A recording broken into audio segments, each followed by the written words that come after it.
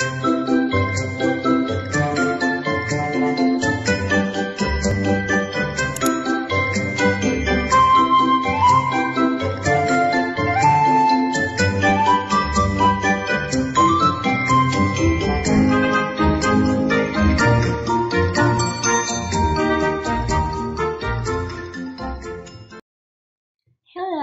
good morning teman-teman semuanya. How are you today?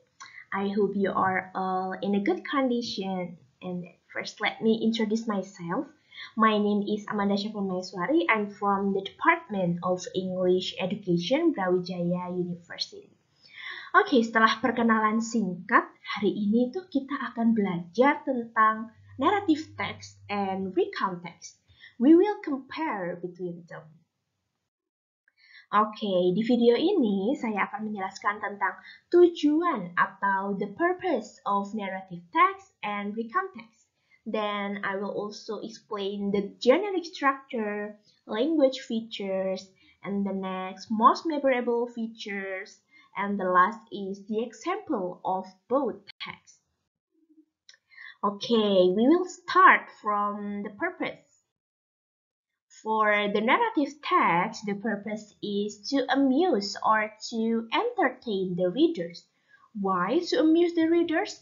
Kenapa sih teks naratif itu hanya untuk menghibur para pembaca? Because narrative text is fiction. Karena teks naratif itu fiksi atau ceritanya tidak nyata. Sedangkan recount text tujuannya atau the purpose is to retell something that happened in the past or we can say past experience. Jadi kalau recount text itu untuk menceritakan something atau menceritakan kejadian yang sudah terjadi di masa lampau atau your past experience. Nah, kalian pasti punya pengalaman kan teman-teman? Ya, kalau diceritakan sekarang tentang pengalaman kalian di masa lampau, itu namanya recount text. Okay, that's the difference between narrative text and recount text in their purpose. We will continue to the generic structure atau susunan dari kedua teks tersebut.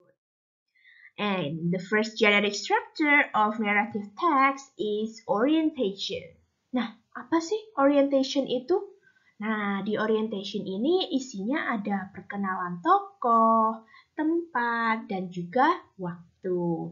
Sama seperti narrative text, the first generic structure of recount text is also orientation. Perkenalan tokoh, tempat, dan waktunya. Oke, kita lanjut ke struktur berikutnya dari narrative text, yaitu complication. Nah, complication ini bisa diartikan dengan mulai munculnya konflik atau permasalahan. Nah, sedangkan di recount text, struktur keduanya adalah events, ya, atau runtutan kejadiannya. Nah, jadi runtutan kejadiannya itu seperti apa, begitu. Lalu, the third generic structure of narrative text is resolution. Nah, atau penyelesaian masalah. Lalu, sedangkan struktur ketiga dari recount text adalah reorientation. Jadi, reorientation ini isinya kesan dari pengalaman yang sudah diceritakan. Is it happy? Is it sad? Or others? Nah, sekarang pertanyaannya, apakah di narrative text itu juga punya struktur reorientation? The answer is yes, but it is optional. Boleh ada, boleh tidak. Nah, got it from here? Great, we move to the next point. Nah, poin selanjutnya yaitu language features dari narrative and recount text. Nah, jadi untuk narrative text memiliki beberapa language features. First, they use past tense. Kedua, menggunakan adverb of time seperti once upon a time, one day, atau lain-lainnya. Ketiga, the character of the story is specific, not general. Like Cinderella, Snow White, Alibaba, or etc.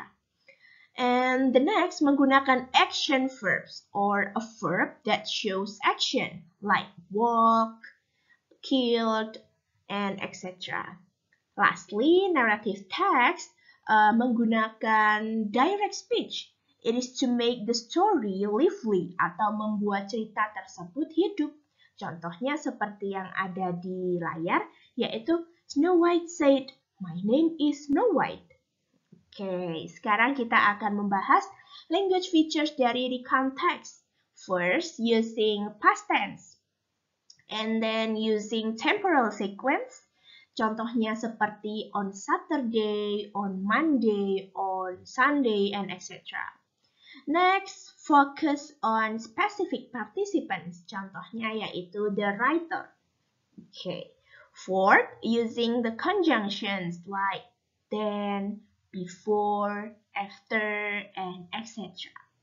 Plus, using action verbs like when, straight, and etc. Jadi dapat disimpulkan bahwa naratif dan recount text memiliki language features yang sama, yaitu menggunakan past tense. Kedua teks tersebut sama-sama menggunakan past tense atau tenses yang berhubungan dengan masa lampau karena memang keduanya menceritakan kejadian atau peristiwa di masa lampau. Jadi entah itu simple past, past perfect, semuanya dalam bentuk past. Kalau tidak naratif, pasti dia berbentuk recount text. Got it? Okay, good. Oke, setelah membahas language features, sekarang kita akan membahas ciri-ciri yang paling gampang diingat or the most memorable features untuk mendeteksi apakah ini naratif atau recount text. Nah, kalau naratif, I have told you before that narrative is fiction atau fiksi. Ceritanya tidak nyata. Jadi, cirinya di awal paragraf biasanya ada kalimat once upon a time atau pada suatu ketika. Jadi, waktunya disebutkan tidak jelas. Sedangkan kalau di recount text, biasanya di awal paragraf ada keterangan last week, last day, or yesterday. Waktunya disebutkan dengan jelas. Okay. Now let's go to the example. Nah, this is the example.